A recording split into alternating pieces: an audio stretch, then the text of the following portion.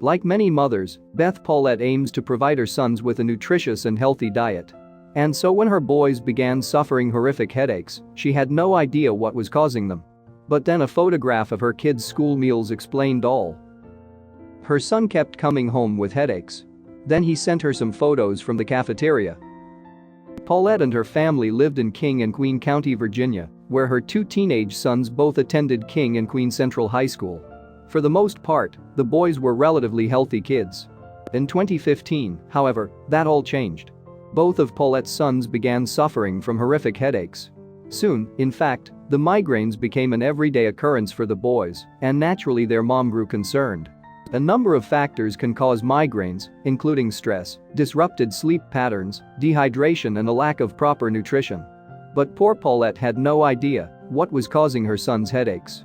Then, however, the concerned mom had a breakthrough.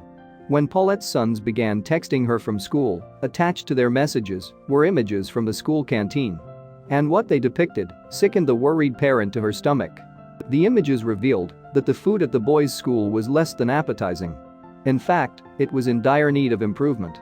From the pictures, it looked like many of the items on the menu were dished up severely burned, and Paulette's sons had been served pizzas and ribs that were charred beyond recognition.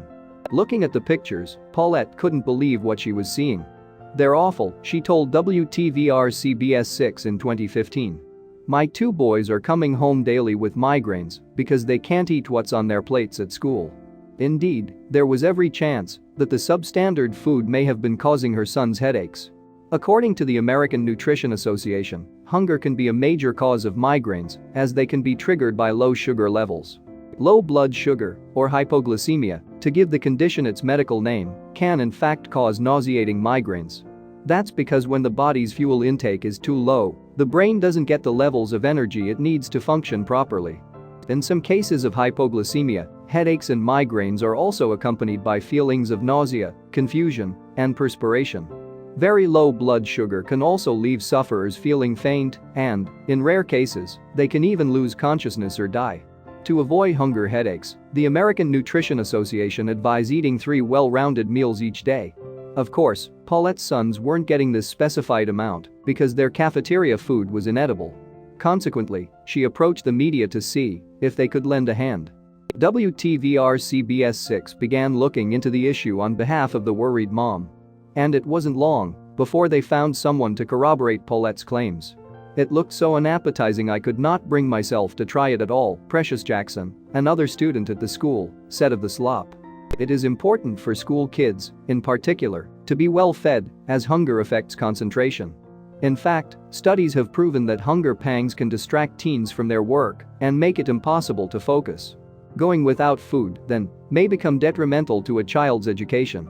Dr. Stanley Jones is the superintendent of King and Queen County Schools, and part of his job is maintaining the standards of canteen food. Faced with all the evidence, however, he couldn't deny that something was wrong. When reporters showed Jones the images from Paulette's phone, he admitted it was unacceptable to serve such food. He also revealed that authorities had already suspended the head of food services for schools in the county. If an employee is suspended, generally, it's going to be related to performance, Jones told WTVR.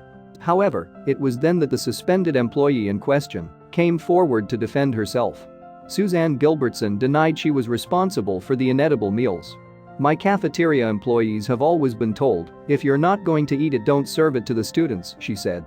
Furthermore, Gilbertson claimed that Jones had actually elected someone else to take control of the high school canteen a few months prior. He further alleged that the person in question didn't have the relevant experience or knowledge to do the job.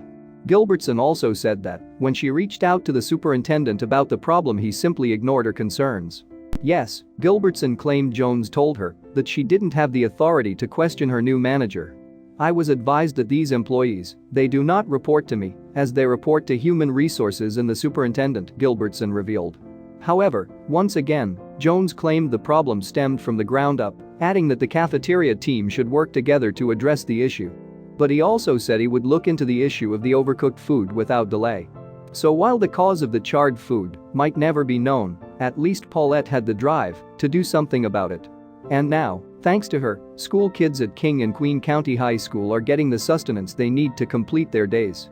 Food is, after all, the fuel of the brain. Thanks for watching, and don't forget to like and subscribe.